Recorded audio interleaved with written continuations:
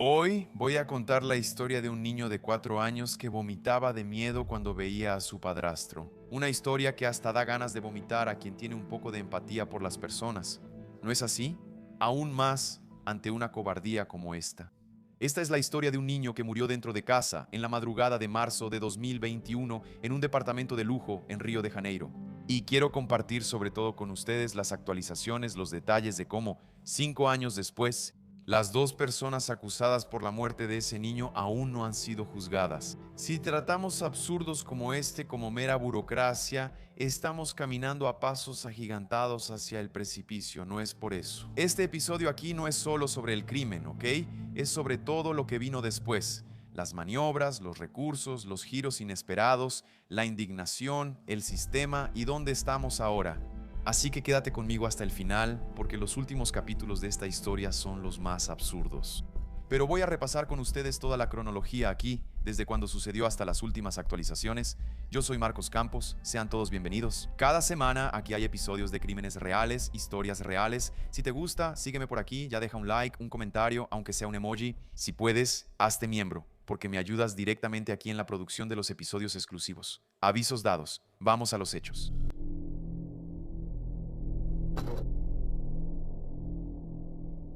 Antes de hablar del crimen, necesito contarles un poco sobre Henry.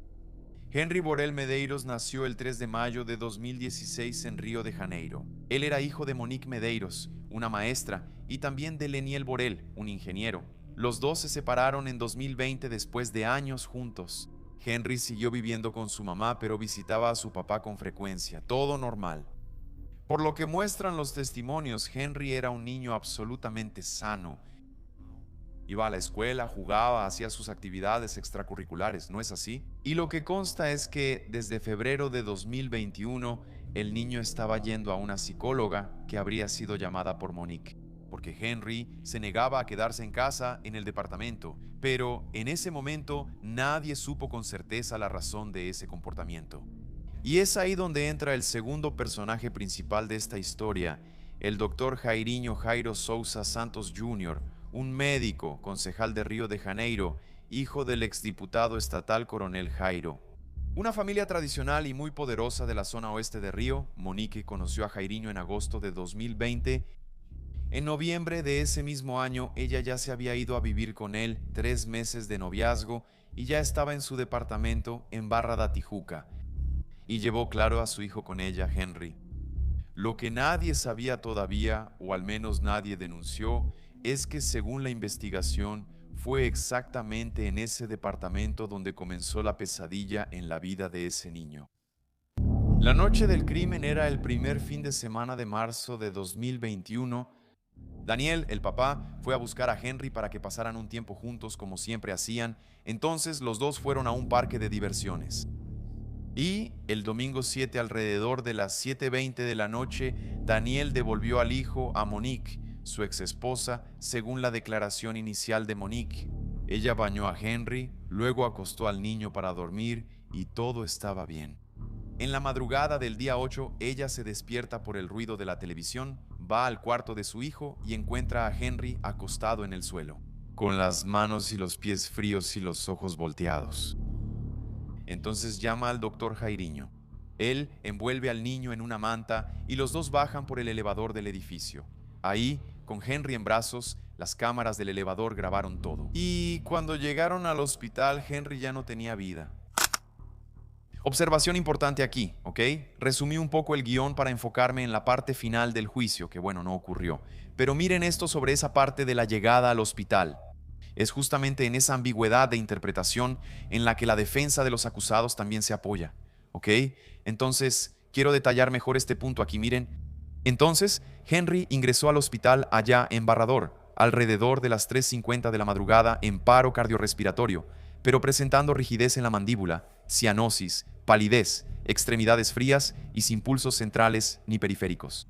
Miren, o sea, él llegó allá en paro cardíaco, sí, pero el hospital documentó algo fundamental, la rigidez en la mandíbula. Ya era una señal médico-legal de certeza de muerte, lo que indica que el paro cardiorrespiratorio había ocurrido algún tiempo antes de la llegada al hospital. Entonces el equipo realizó maniobras de resucitación durante 60 minutos sin ninguna respuesta y se declaró el fallecimiento. Entonces, alrededor de las 5:40, y por eso comenté que la defensa de Yarin, por ejemplo, usó exactamente ese punto. Ahí es cuando Henry llegó en paro. Se realizaron maniobras de resucitación y por lo tanto, como consecuencia de eso, esas laceraciones hepáticas podrían haber sido causadas. Pero la Red Door, donde el hospital envió un oficio a la justicia, rebatió categóricamente eso, afirmando que no es posible relacionar la muerte de Henry con las conductas adoptadas por el equipo médico. Esa observación me pareció importante. Seguimos la versión de la pareja, sobre todo de accidente doméstico. Henry se habría caído de la cama mientras dormía. Creo que su cama debía tener como 30 metros de altura, ¿no? El Instituto Médico Legal desmintió esa versión pedazo por pedazo, ¿ok? El informe de la necropsia indicó que Henry sufrió 23 lesiones por acción violenta, incluyendo laceraciones hepáticas y hemorragia interna. Debe ser porque fue golpeándose durante los 30 metros de caída, ¿no? De la cama al suelo. Mira lo que la gente iba a decirte, buen tipo. 23 lesiones ahí por acción violenta, ¿cierto? Incluyendo laceraciones hepáticas, como dije, y hemorragia interna. Todo eso, gente, en una niña de 4 añitos, completamente indefensa. Eso no es una caída de la cama, claro que no lo es. Estoy siendo irónico aquí, porque realmente nos afecta en lo más profundo. Eso es totalmente incompatible con cualquier accidente doméstico. ¿No lo creen? Y estoy hablando aquí con base en lo que se divulga en los informes. Una pericia complementaria, con reconstrucción en 3D, reforzó la conclusión de que la muerte fue resultado de violencia física, descartando completamente cualquier hipótesis de un accidente. Pero la investigación fue más a fondo y lo que la policía encontró en los celulares fue lo que cambió el rumbo de todo. ¿Qué revelaron los mensajes? Cuando la policía incautó los celulares de Monique y Jair, encontraron conversaciones que pusieron a Monique en una posición muy difícil de defender. Los mensajes revelados demostraron la existencia de agresiones frecuentes contra Henry y que Monique no alejó a su hijo del agresor. La niñera del niño le habría avisado a Monique por escrito, describiendo lo que Jairiño le hacía a Henry cuando ella no estaba. Y Monique aparentemente no hizo nada, se quedó callada. Según el Ministerio Público, lo que ocurrió en la madrugada del día 8 no fue un episodio aislado. Al menos en 3 ocasiones a lo largo del mes de febrero de 2021, Jairiño habría sometido a Henry a sufrimiento físico y mental usando la violencia 3 veces solo en febrero, y Henry murió en marzo. El papá de Henry, Leniel Borel, dio un testimonio que quedó grabado en la memoria de todo Brasil. Él dijo que cuando Henry veía a Jairiño vomitaba del miedo, que su hijo entraba en desesperación, en pánico total. Ahora imagina, ¿no? Un niño de 4 años que vomita de miedo cuando ve a su padrastro. Y miren chicos, esto me hizo recordar algo. Claro que esto es solo una base, solo para razonar, ¿de acuerdo? Tengo una hijita de 4 años y una compañerita de su escuela. Cuando regresaron a clases, ahora, al inicio del año, ella empezó a sentirse mal. Siempre tenía náuseas, ¿saben? Se sentía mal. Los padres no sabían qué era hasta que cambiaron a la niña de salón y en un abrir y cerrar de ojos mejoró. Porque ella desarrolló un sentimiento de pánico hacia la maestra, no sé por lo que estaba pasando ahí en el salón.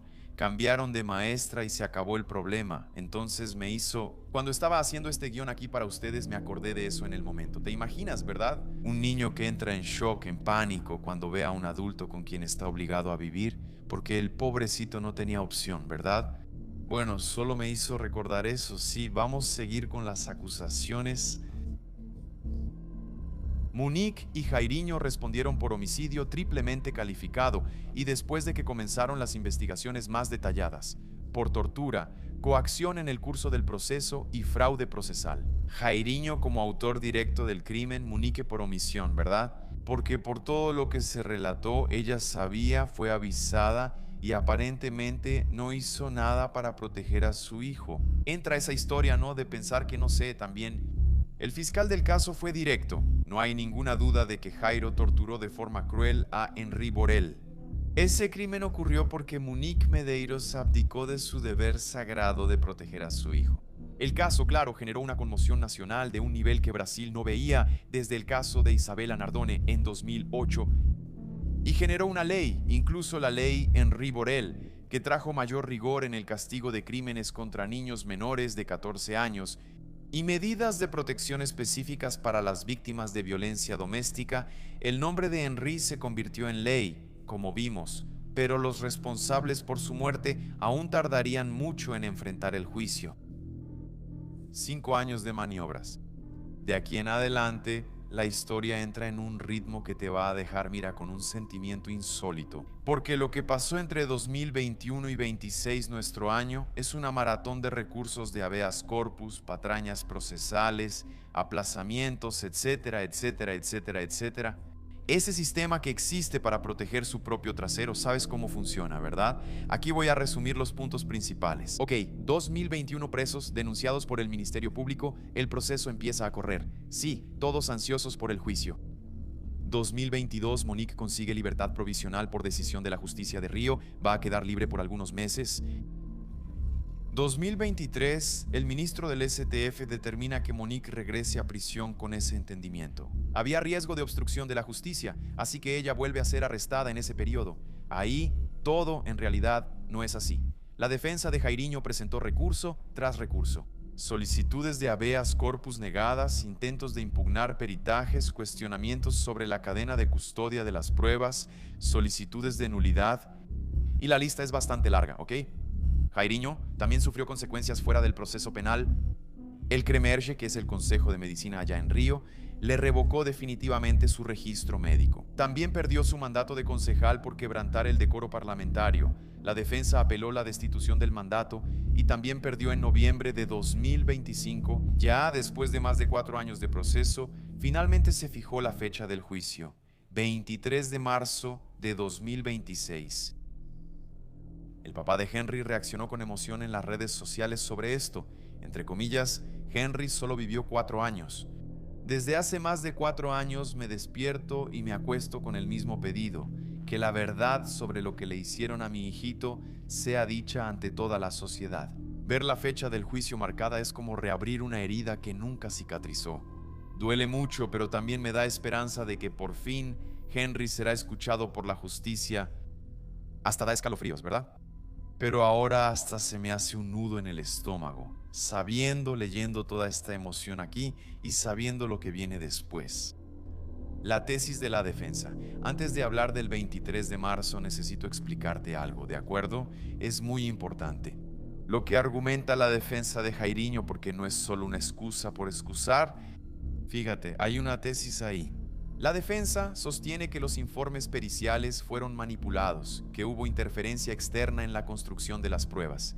El equipo de abogados alega haber obtenido mensajes extraídos de celulares mediante un software israelí llamado Celebrite, que mostrarían que el perito responsable de los informes habló con la jefa del IML de Río de Janeiro antes de finalizar uno de los documentos para la defensa, y esa conversación llevó a un cambio en el informe para favorecer a la acusación. En palabras del abogado Rodrigo Fox, el contenido de los mensajes comprueba, sin ninguna duda, que los informes de la necropsia fueron manipulados por interés de terceros.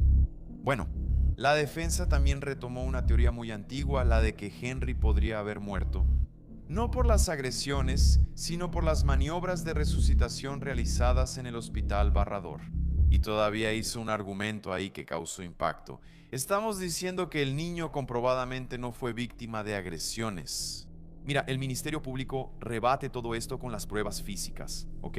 Son 23 lesiones, hemorragia interna, peritaje en 3D.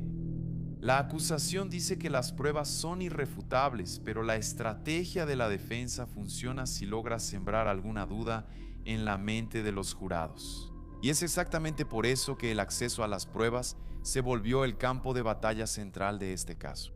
El día 23 de marzo de 2026, llegamos entonces ahora a una fecha reciente, 23 de marzo de 2026, 5 años después del crimen. Todo el país estaba atento al segundo tribunal, el del jurado de Río de Janeiro. Leniel Borrell llegó temprano al foro habló con los periodistas en la entrada y dijo lo siguiente: ¿qué le pasó a mi hijo en ese departamento? Dentro del tribunal, la jueza Elizabeth Machado Louro había seleccionado al consejo de sentencia compuesto por 6 mujeres y un hombre. Entonces, ella inició la lectura de la denuncia. Todo listo entonces, jurados elegidos, fiscales, defensa, acusación, cámaras, el padre de la víctima en la audiencia. Entonces la defensa de Jairínho pidió la palabra, solicitaron el aplazamiento del juicio, argumentando que no tuvieron acceso completo a las pruebas. Dijeron que habían solicitado esos documentos desde agosto de 2025 y que solo recibieron información parcial. La jueza negó la solicitud.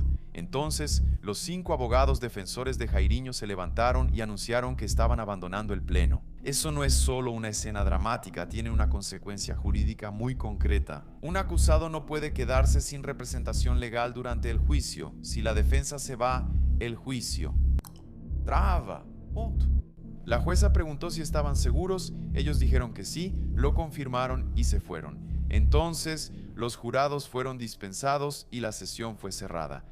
5 años esperando y el juicio ni siquiera llegó al primer testimonio, y sobre todo eso, la jueza Elizabeth se lo tragó, así, en seco, ¿sabes? Ella registró en el acta, la clasificación oficial de la conducta, una interrupción indebida del recurso procesal en claro desacato a la orientación proveniente del STF, y fue más allá. Considero que la conducta de los abogados, aunque motivada por inconformidad, se ajusta mucho más a lo que es un abandono procesal. Declaro como un acto atentatorio contra la dignidad de la justicia. Como sanción, ella determinó que los 5 abogados presentes reembolsaran todos los costos operativos del juicio. Frustrado, desplazamiento de servidores, hospedaje de los jurados, alimentación de todos los involucrados y gastos de seguridad. Además, envió el caso a la OAB para la investigación de sanciones ético-disciplinarias contra los abogados y tomó una medida para intentar evitar que la misma maniobra se repitiera.